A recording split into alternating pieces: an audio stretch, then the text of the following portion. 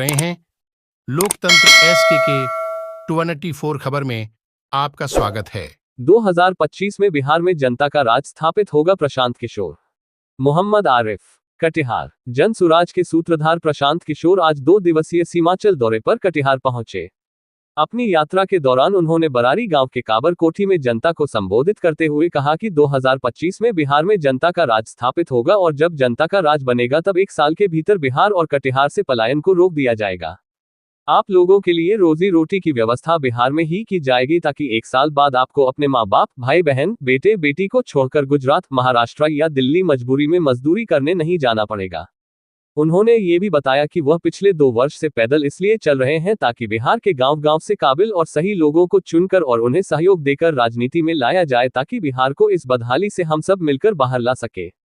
इसलिए अगली बार वोट देते समय स्वार्थी बनिए। नेता आपसे कहेंगे कि देश के लिए वोट करे, बिहार के विकास के नाम पर आपसे वोट मांगेंगे, कोई आपसे आपकी जाति के नाम पर वोट मांगेंगे, पर आप स्वार्थी होकर वोट दीजिएगा। अगली बार अपने बच्चों के लिए वोट दीजिए, अपने बच्चों के लिए स्वार्थी बनिए। देखिए वीडियो स्क्रीन पर इस खबर को अवश्य लाइक करें, शेयर करें, सब्सक्राइब करें। इसमें कितना प्रबुद्ध है नहीं हम नहीं जानते, लेकिन अपने आप को प्रबुद्ध कहने वाले लोग, आपकी दुर्दशा इसलिए है, आप लोगों के लिए एक बहुत बढ़िया, ग्रीस में एक बहुत बड़े दार्शनिक हुए जिनका नाम था प्लेटो। उन्होंने आप जैसे लोगों के लिए एक बहुत अच्छी बात बताई है। If you do not participate in democracy, be ready to be ruled by your inferiors। मतलब अगर लोकतंत्र में आप भागीदार नहीं बनिएगा तो इस बात के लिए तैयार रहिए कि कोई मूर्ख आदमी राजा बनकर आप पर शासन करेगा। बिहार में जितना पढ़ा लिखा आदमी है, अपने आप को पढ़ा लिखा होशियार समझता है, वो कहता है हम राजनीति में काहे जाए, राजनीति तो बड़ा खराब है। तो जब पढ़ा लिखा आदमी राजनीति में आएगा नहीं, तो जितना फेल किया है, लंपट है, बदमाश है, वही राजनीति में है, राजा बनकर आप पर शासन कर रहा है। तो आप काहे के लिए कंप्लेन कर रहे हैं? क्यों कंप्लेन कर रहे हैं? शहर में आपका तो दशा इतना है खराब कि आप लोग तो वोटों देने नहीं जाते। बात करना तो छोड़ दीजिए, राजनीति में भाग लेना छोड़ दीजिए। पूरा देश में वोट देता है। बिहार में 55% लोग वोट देते हैं और बिहार के शहरों में, कटिहार जैसे लोगों में, जगह में 40% आदमी भी वोट नहीं देता है। यहाँ खड़ा होकर कह रहा है शिक्षा कैसे सुधारिएगा, रोजगार कैसे दीजिएगा, कुछ न देंगे। आपको इतना नहीं है कि आप जाकर वोट दीजिए, आप बैठ के लंबा लंबा फेंक रहे हैं कि भैया पढ़ाई कैसे सुधरेगा। भाई साहब को चिंता है कि मेरा वेतनमान कैसे सुधरेगा। अगर आपका वेतनमान सुधर भी जाए तो उससे बिहार का गरीबी दूर हो जाएगा।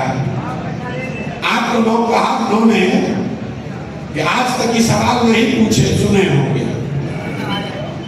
मेरे भाई हम 2 वर्ष से यहाँ चल रहे हैं पैदल।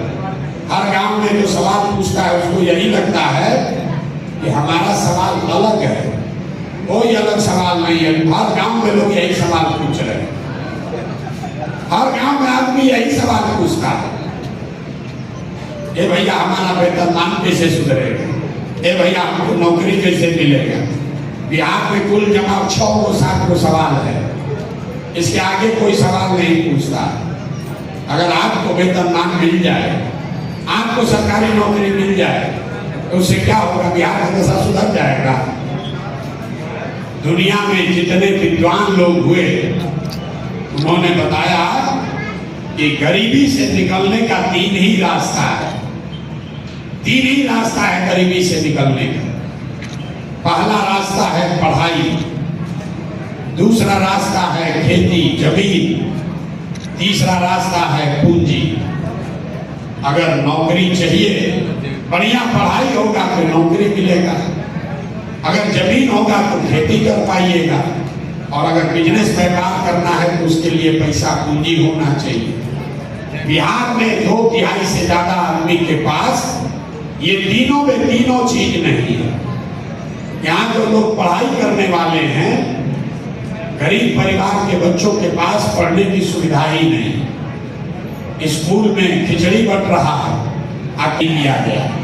एक आंकड़ा आपको दे रहे हैं, पूरे देश में 100 में 38 आदमी ऐसा है जिसके पास जमीन नहीं है, लेकिन बिहार में 100 में 60 आदमी ऐसा है जिसके पास जमीन है ये नहीं, तो खेती करेगा कैसे?